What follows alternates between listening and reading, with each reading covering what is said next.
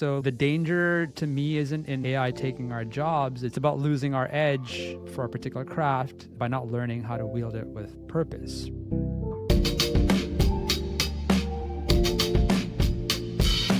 Drowning in AI tools and don't know where to start? You're about to learn exactly how to cut through all the noise and turn AI overwhelm into unstoppable momentum.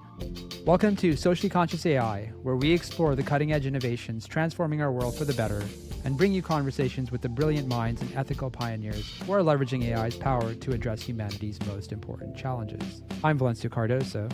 And I'm Roman Burkhan. My co-host Valencio brings a unique perspective to today's topic. As a product designer, he spent the last 15 years designing systems that actually work for people, holding multiple patents in AI-powered HR workflows. And just recently, he distilled his latest thinking on cutting through AI overwhelm in a lightning talk called AI for Efficiency and Growth at a San Diego design event. Today, he's sharing a framework that's been resonating with AI product and design leaders. So Valencio, welcome to our show. What's up, Roman? Nice to be on, I guess. It's interesting being on the other side. You recently gave this lightning talk about AI for efficiency and growth. You only had 10 minutes to convey your key insights. So for someone who's overwhelmed with AI possibilities, what's the most important takeaway from that presentation? What's your main thesis there? Yeah, absolutely. And I think when it comes to this talk, I think the overall subject area was around like making AI learning count. That AI is just a tool. And really the real question is, how do we use it to connect purpose, efficiency, and just our own personal growth? And the key problem that I wanted to identify, right, is that since January 2023, when OpenAI became mainstream and we all started leveraging it, and then shortly after they launched their developer site, and now all of a sudden people could leverage OpenAI or these large language models to be able to apply generative AI or AI in general to their subject areas or business areas. And so that combined with us on the other side, right, seeing AI come online and hey, people want to learn about this and how do we apply it ourselves within our own roles, for example. And since then, there's been about 30,000 of these AI applications that have launched. And as you can see, like that's just a huge growth and like it's become an ocean of AI tools. And when we think about ourselves, it's like my time's finite and I have responsibilities, right, with kids and so on and so forth. And so it's like when I'm investing any of my time, I want to make sure there's a return on investment in there. And so like with all these tools, there's a huge question, right, around like where do you invest your time? What tools do you learn? What's worth learning? And so just flipping that paradigm into kind of how I've approached my own learning in general over the years. And I typically thinking about like from a solution perspective, I've always started with a cause, right? Or purpose of why I'm doing something. And then just let that kind of guide my learning and experimentation. And in today's world, that would be AI experimentation. And so the framework that I laid out was first you choose a cause, right? What do you really care about? For me, that might have been education or even something as big as education or something as more granular as, hey, I want to deliver this presentation really well. So those are two different ways of seeing what do I care about, right, within a certain context. And then where do I want to grow? Okay, cool. Like when in the presentation example, I want to grow in being a better presenter. So that's the skill that I'm going to want to focus on. Whereas like with education, I'm thinking about, oh my gosh, like maybe what does the world need or what areas of education do I want to care about or do I want to focus on? And so using that as a starting point. And then beyond that, the next step would be like picking a skill. What do you really want to improve? So within that spectrum, what are you trying to improve? Within my projects, I tend to be on the discovery end. And so like strategic thinking is one of those things, right? Or facilitation as a designer, right? And so using one piece to select the other piece. Yes, okay, I want to develop this skill of facilitation, for example, or like in the presentation example, it's literally presenting. And then leveraging AI tools to help you along the way. And a lot of times when we talk about these AI tools, we're thinking about gaining efficiency.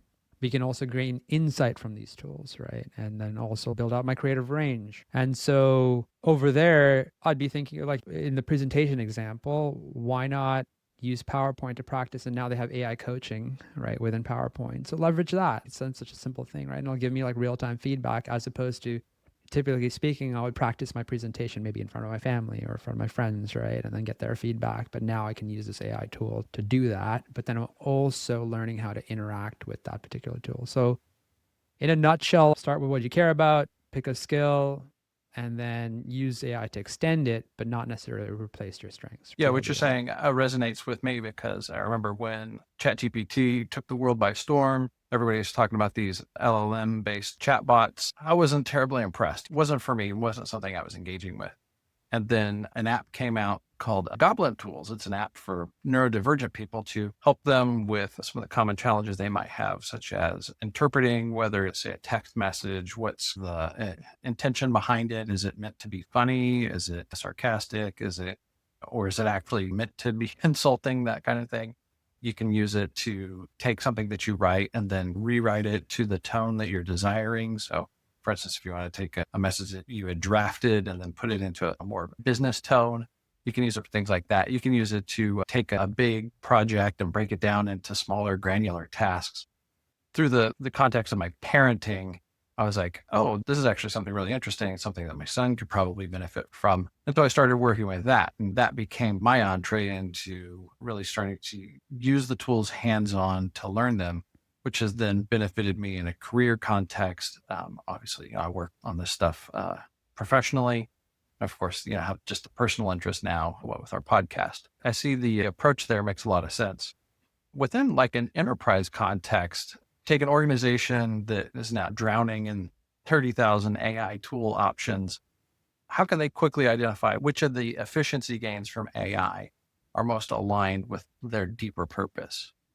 So when I think about just orgs in general and like selecting the tools that they need to leverage in order to scale themselves, one of the key things I want to think about, especially with orgs, right? The efficiency without purpose equals shallow wins. And so to think about their end goal or their outcomes, and then how you get there, the tools are going to continue to change. That's when it becomes easier to pick the tool to get you to your outcome.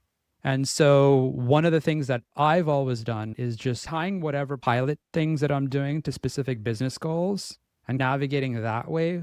And then the tool selection becomes a matter of like, hey, in this given point of time, I'm going to evaluate the tools that are available to us. And so like, I'll take an example, like for myself, right now I'm experimenting with building an AI agent and I'm thinking about that. And why am I doing that? I'm doing that because my next project is going to be around agentic teaming.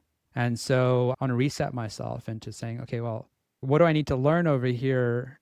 Or what is my outcome with doing this project, which is essentially getting deeper into how these AI agents are being architected in order to be applied within HR workflows for, say, managers, for example, right? Like, how do they manage a given AI agent or build agents for their own team so that it helps their teams out? And so I'm starting with experimenting over here because then when I work with, and my role is around experience, right? To understand how the architecting of these particular agents is going to impact the outcome that a manager would expect when they're building this agent. And so that's just me applying it within my own personal context. But when businesses are evaluating things, I think in today's age, like part of it's what tools are available at the given time, but also like when do you pivot versus when do you stick? And so if we're thinking about even ourselves, we just came out of Figma just released Make, and that's this vibe designing way, right, of being able to build up prototypes, right, and interact that.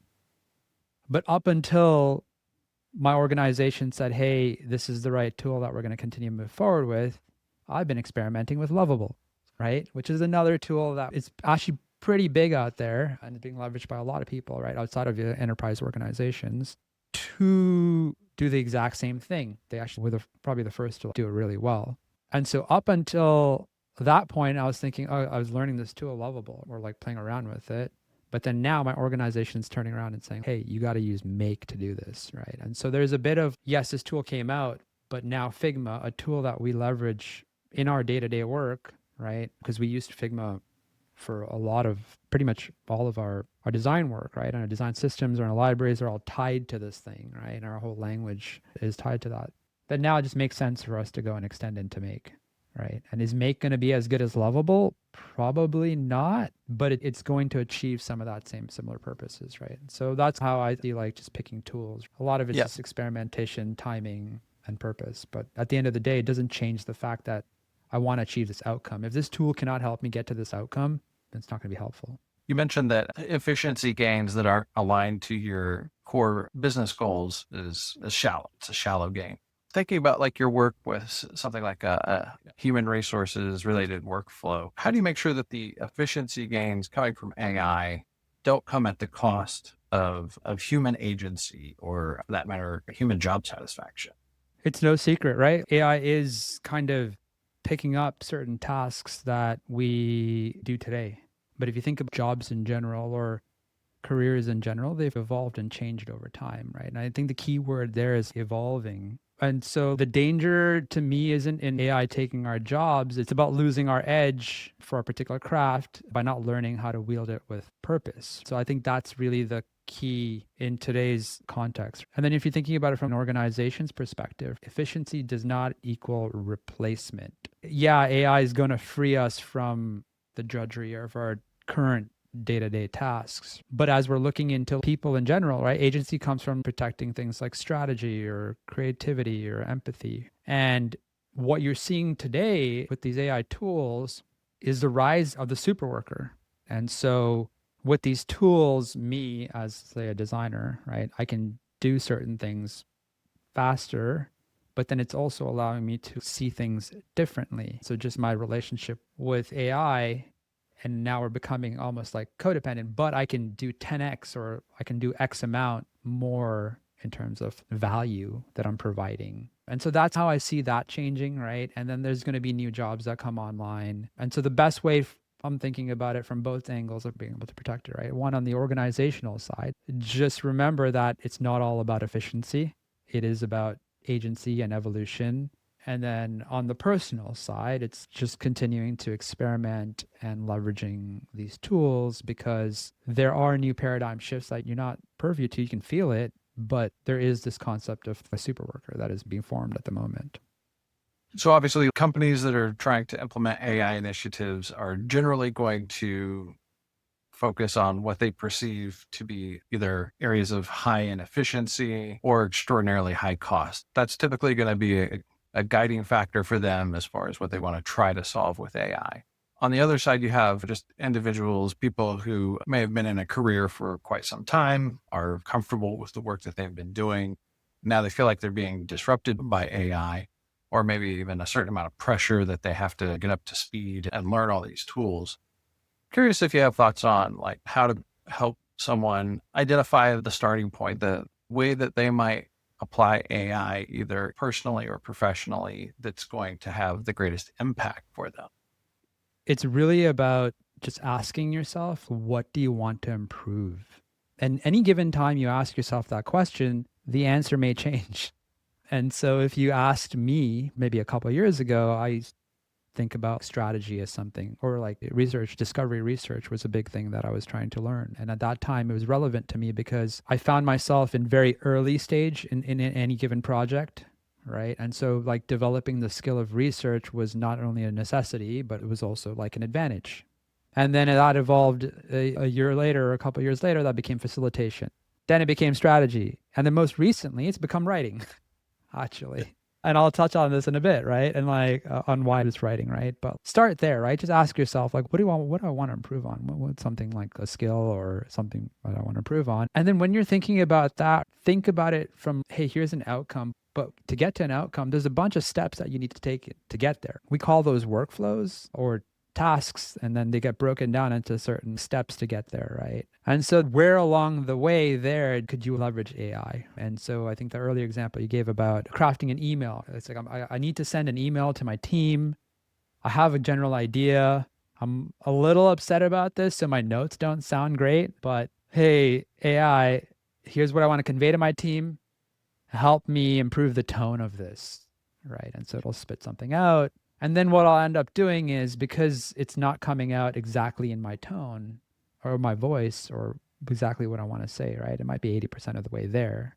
I'll go and edit it, right? And so then my editing skills became better, right? Sure.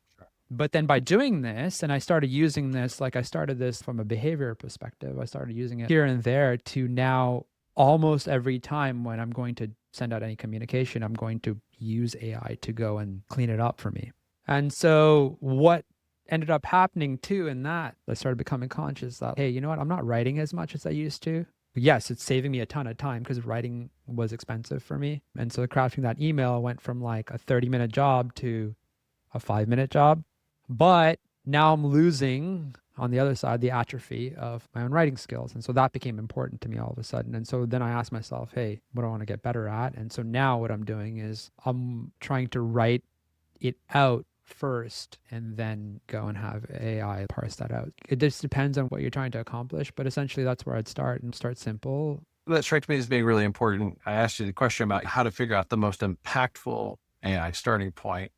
But the more I think about it, I'm reminded of our conversation from our season 1 episode with Duncan Mundell, where he was giving the example of companies that were trying to get busy implementing AI and trying to go to their most important, most critical use cases, but they hadn't necessarily developed the chops to be effective doing AI. And so in that case, it wasn't necessarily the right move to start with like the biggest, most important thing. So I think likewise on a personal level, it's maybe not the right move to try to figure out how to completely replace yourself in your job with AI, but rather to start being aligned with your purpose, but also to, as you were saying, start small. I know in my personal life, I just have gotten to the point where I try to use AI to do everything that I do, to identify places where it's helpful, to identify places where it's not. Like you said, it's certain types and kinds of writing. It's actually just creating more overhead just to sit down and make something out yourself. Sometimes the workflow would say, have AI help you edit something that you wrote. And then sometimes, it might be the right move to have AI draft something and you edit what the AI writes. But I think the most practical way to pick up those skills is to just be practicing on everything you're doing as you go, rather than jumping straight into, okay, this is how I'm going to completely evolve my job or my career. Yeah, efficiency matters, but purpose is the multiplier, right? And like without it, AI just makes you faster at doing meaningless work. Yeah. Yeah. So I'm always, not always, but I try to be mindful of the people who are reluctant to be engaging with AI. I think of my mom who doesn't like all this technology. Somebody that I was talking to just this week who she needed some help with something. And I said, hey, ChatGPT could do this for you in like seconds. And it does a really good job. I've been using it the same way. And she said, well, yeah, I've been meaning to download ChatGPT and play with it, but I just haven't. This is somebody that just didn't have a neat fit in her life. I'm curious your thoughts on people who don't particularly want to be engaging with AI, either personally or professionally for that matter. What would you say to them? I would say that makes sense, right? Because at the end of the day, is it valuable or is it something that they need to use within their given landscape, right? Is it a need for them? But the other side of the coin too, right, is that they also have to, I mean, I'm sure they probably understand it in some way, but like AI is here and AI is being used around you. And so even in that context, it's about breaking the fear, right? Because people are afraid of what they don't know. And so for me, how do I break through that? And so that's where like purpose makes things interesting. And so if they have a purpose for doing an outcome, it goes back to how can AI help? But for someone like your mom, AI is not top of mind. And so how does she make it top of mind? It's just like paying attention to all the different ways that it's actually being used potentially around me. Like even auto completing when you're typing out a message, right? That's leveraging machine learning. Or seeing examples of how other people are using it, right? Or talking to friends and, oh, I use ChatGPT for this. And so that becomes almost like a network effect. So one of the things that my wife and I have been talking about is we're trying to plan our vacation for next year, right? And so we're like, oh, it'd be great to go to Portugal. And we had 3 people that we know who just recently gone to Portugal. So let's talk to them about how do we go about planning this stuff. And come to find out, all 3 of them use ChatGPT to go and plan their vacation. So guess what we did, right? We started there and it's pretty damn good. And Yeah. so that's one practical way, right? Before, what would your mom have to do? She'd have probably a lot more legwork and probably a lot more conversation with with yourself, right? And the family and everybody or friends on what they did and things of that nature. But now she can probably just leverage ChatGPT to do that and then use that as a baseline to go and validate against what other people have done. So even that simple leveraging of AI has changed the mindset of now it's like, well, what else could I use this for? Yeah, it's a funny example because I had a very similar experience recently. My wife and I like to go up to California wine country, and we noticed that over the years we got into a rut with going to like our favorite wineries every time, and we weren't exploring all the many wineries that there were to try out. On the way up, didn't have a plan worked out or anything. I just put it in the Chat GPT while we're in the car and said, here's the kinds of wines we like. And we really want to try to get away from the mega corporate wineries and support some of the smaller independent places. ChatGPT, not only gave us a suggested list of wineries, it gave us an itinerary for the 3 days we were going to be there, said which order we should go. It helped us plan our route so that we weren't going back and forth, doubling back and all that. And what was particularly fun was like being at the wineries. And so them being smaller places, they tend to ask the same question. Yeah, how'd you find out about us? I'd say, oh, ChatGPT recommended you. They'd just be delighted every single time. But you're absolutely right. That experience there had me come back to work the following week saying, okay, how could I use an AI to help me plan out a project in more detail than what I typically get involved in or even really prefer to? That's not necessarily the part of the project that I enjoy. I like coming up with the ideas, getting it into design work, things like that, not coming up with a checklist of here's all the things that we need to make sure we do. But it's important, right? Also been using it to help me book flights, figuring out which flights are the best and how to get a good deal and all that. That's one of those areas that is intentionally designed to be confusing and difficult. Airlines make it difficult to figure out the pricing and the configurations and all that stuff so that you end up paying more just because you can't figure out how to navigate all the options. I guess maybe from my perspective, that would be some of the advice too, is you don't want to use AI to replace the human connections, the human interactions that you're having. But if you look at all the things that are not very human, top of mind for me is I used AI to help me fill out a bunch of forms for the Veterans Administration. And typically that's just so burdensome to the point where it just wouldn't happen for me. I just wouldn't even do the paperwork because the bureaucracy is so bad. It's like, hey, next time you got to deal with the DMV and fill out some form, have AI do it for you. At least take the first pass and see how close it gets you. Maybe that gives you a skill that you can then take back to work or apply to other contexts. Yeah, absolutely. We adapt faster than we think, right? We don't realize how fast we're adapting. We're continuing to expand ourselves, even though we don't realize that we're doing that. Yeah. And then we were touching on a little bit earlier too. I think being mindful and acknowledging it is okay to have areas of your life that you don't want AI involved in. I'm thinking about particularly like arts, crafts, things that are personal hobbies to you. A lot of the outrage around like the LLMs making derivative artwork from the artworks that they use to train the models on, and rightfully so. But if you're an artist and you're creating something through your own skill and practice, and you don't want to involve AI in that, then I would say absolutely don't. That should be your sacred area. I personally feel like there's always going to be room for things that are made by humans and for humans. And really that becomes more valuable as AI kind of cheapens the low end of these things. Totally agree with that. And I think what you're seeing is, yeah, you have this digital world, right? And this offline world that we exist in, right? And so it reminds me of like with my kids, right? I need to create space for them to be bored and do nothing, right? To me, that's what that reminds me of when I'm like painting or drawing or using my time to just do something else, right? That's non-digital. And that gives me the space to just detach from that world. But then also it creates fresh ideas or a different way of seeing things or a reflection moment. You just need enough space to be able to go and actually understand how these things are actually changing us or evolving us. Really, sometimes you need to slow down to speed up.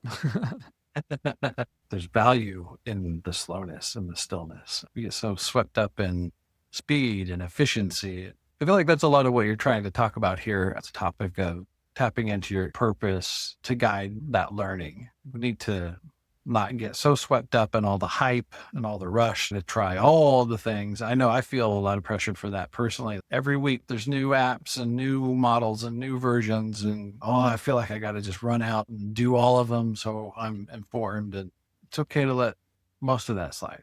Let most of it slide. Not even some, but most. A funny thing is that, ironically, if you want to have purpose guiding how you engage with and learn AI could be helpful for that. That's actually even a prompt or a conversation you could have with an LLM. And at least in my experience, have some really good results. Help me figure out where to focus. Help me figure out how I should be using AI. When GPT-5 recently came out, I asked it, hey, what are some of the new kind of hidden features? And it gave me a list of them. But then, much to the credit of GPT-5, one of the things was impressive that it used the context of previous conversations that I'd had with it and recommended ways to not only use the new features or capabilities, I should say, use those new capabilities in ways that were specific to the things that it already knows that I'm interested in and that I work on. And so that's one recommendation I would have is if you're trying to figure out where to start, have a conversation with the AI on where should I start? Absolutely. It's now becoming people's coaches. But then at the same time, you mentioned something interesting, which is you also have to use some level of critical thinking to be able to say, like, is this thing fully telling me the truth? Because now I'm building trust with this device. Actually, I'm really glad you brought it up because one of the things that I've been learning recently is I would prompt ChatGPT for whatever topic. And sometimes I would get a response that was really great. And sometimes I would get a response that's garbage. And when the response wasn't good or what I needed, I would close the app and say, this thing still hasn't figured out how to do that. The technique I've been learning recently is to just argue with the LLM to tell it, hey, you're wrong. Hey, this is not good enough. And, of course, ChatGPT being ChatGPT, it'll always say, you're absolutely right. And you should expect more from me. And I'm going to do better in the future. But it actually does. It adapts to that feedback and will give you more of the response that you're after if you'll contend with it a bit. Whereas I used to always just give it one shot. And if you didn't nail it, then I'm out of here. Now I'm learning that, hey, I can tell it, this is not up to par. I heard somebody liken it to working with an intern. It's not that you have to be mean to it or anything, just that you say, hey, I need you to do a task and it comes back with work that isn't satisfactory, that it's okay to just say, hey, this is not what I was looking for. Here's how you could do something better. And it'll go away and generally come back with much better results. So that's another thing I would share with people is if you've been curious, try it out and weren't impressed, maybe it's just me projecting on other people, but I don't think with computer and digital systems, it's intuitive to push back on it and say, no, this isn't up to par. We tend to want to treat AI as if it's a deterministic system, how computers and programs have been pretty much for the entire history of all computers and programs. It's got a deterministic outcome. Give it this input, you get this output. But now there's this kind of new world of being able to say, hey, this response you just made up is not to my liking. Go try it again. Yeah, and that's something you've derived just from playing around with it and seeing where it's at. And probably over time, too, going from GPT 3.5, when it did go mainstream, to now we're in GPT 5, right? Where it's self-selecting its different models based on like how the ask or the intent that you have. And then it's giving you better next actions, right, of what to do. And that's the takeaway for everyone, right? Just experiment with this for yourself and you'll build your own relationships or your own understanding of where it's at, where it's going, how can it be applied to your own context, right? Or your own scenarios. And, it's learning with you and you're learning with it. So I think we've touched on a few use cases, the people who want or need to learn AI for personal or career reasons, like you would feel that pressure. So people who are wanting to engage with AI more, the people who are maybe reluctant or resistant to engaging, and then maybe the people who are just lost and overwhelmed. So maybe it would serve us well to recap, or what are your thoughts on each of those cases in a nutshell? Like, how would you approach those? Yeah. So each one of them has a different need as to why they feel the pressure to be able to learn AI or be familiar with it or leverage it. In all of those cases, it just boils down to why do you want to use it?